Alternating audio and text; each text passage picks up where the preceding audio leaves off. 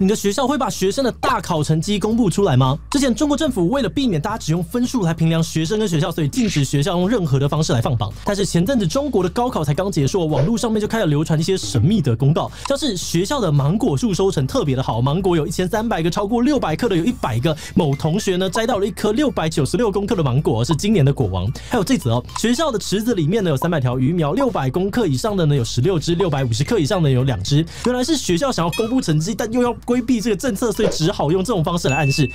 不过这样讲不就还是超明显吗？你觉得学校应不应该公布成绩呢？还是有更好的方法呢？留言分享吧。